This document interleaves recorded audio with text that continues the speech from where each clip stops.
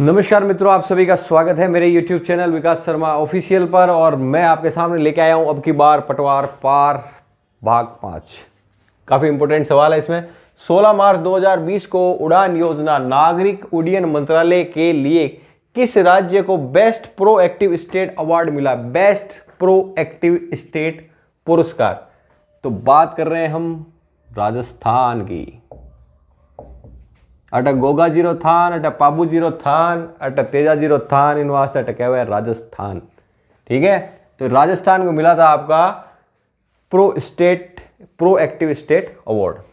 5 फरवरी 2020 को यूनेस्को के प्रमुख आंद्रे अजोले ने विश्व विरासत का प्रमाण पत्र किस हेतु प्रदान किया था?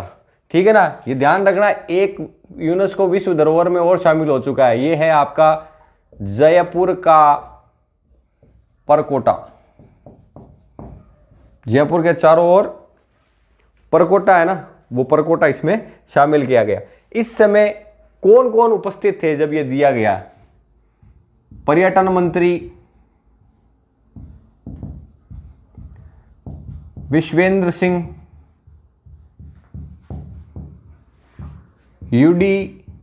यूडीएच मंत्री शांति धारीवाल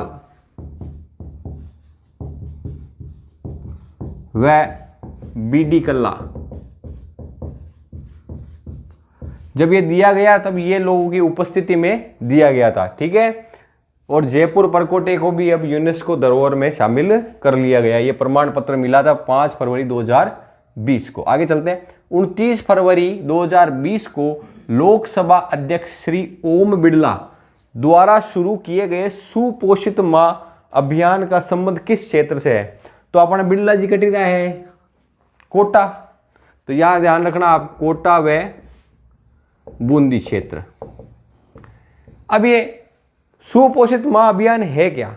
इसमें क्या होता है, जो गरीबी की रेखा में है और वो गर्भवती स्त्री है तो वो निश्चित रूप से कुपोषण का शिकार होगी, क्योंकि सेब, फल, सब्जियां, फ्रूट सब चाहिए होती हैं।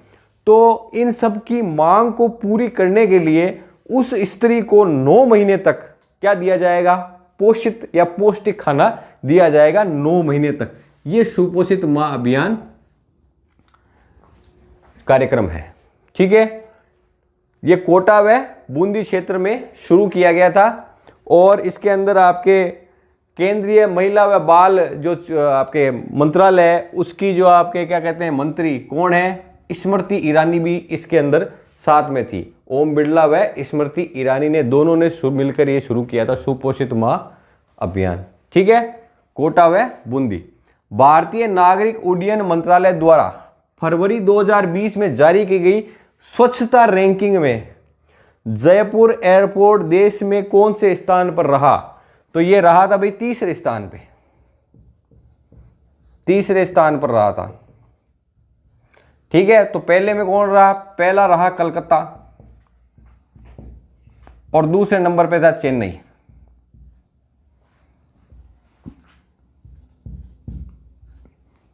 चेन्नई का आपके दूसरे नंबर पे। और ग्राहक संतुष्टि सर्वे हुआ था, उसमें जयपुर रहा था पूरे भारत में 2 नंबर पे और जोधपुर रहा था 8 नंबर पे।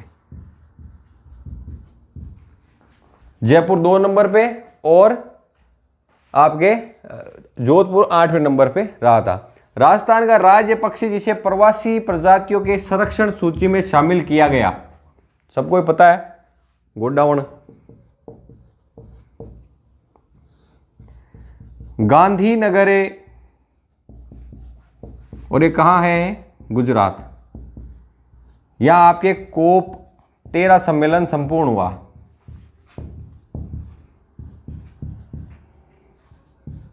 इस सम्मेलन में भारत ने प्रस्ताव रखा कि इस गोडावण को भी क्या है, रेड डाटा बुक में रखा जाए, यानी विलुप्ति की ओर बढ़ रही है ये प्रजाति, इसलिए इसको क्या किया गया है?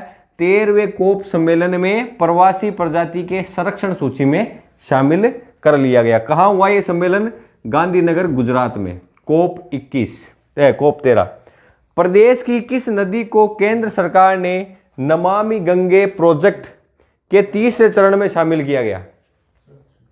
नमामि गंगे प्रोजेक्ट के तीसरे चरण में शामिल किया गया, तो यह है आपकी चंबल नदी, चंबले नदी।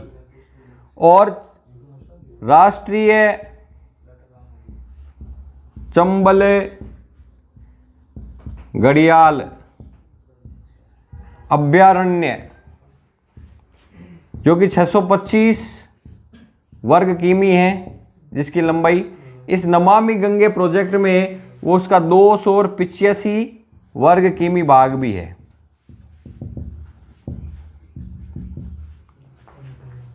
ठीक है, आगे चलते हैं। प्रदेश के किस स्थान पर यूरेनियम के खनन की शुरुआत होने जा रही है?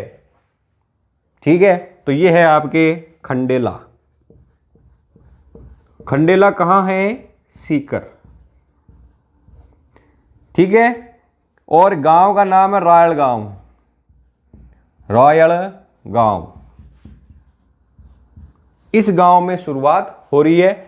20 साल तक खनन होगा भाई, 20 साल तक खनन होगा और इसको खनन में लागत होगी 6000 करोड़ की लागत लगेगी भी।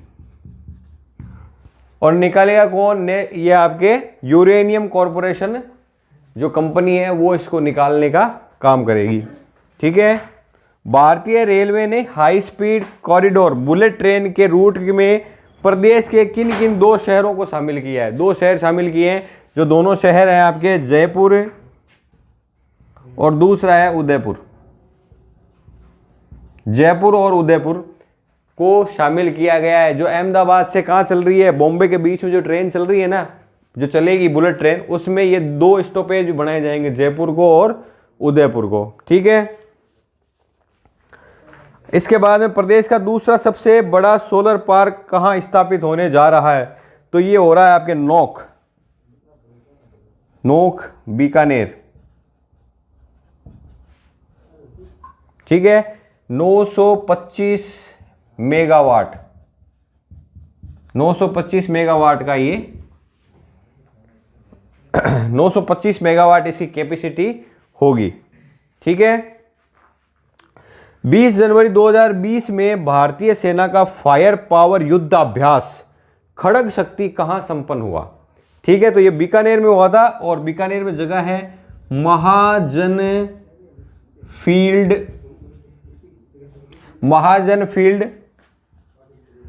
फायरिंग रेंज, महाजन फील्ड फायरिंग रेंज बीकानेर।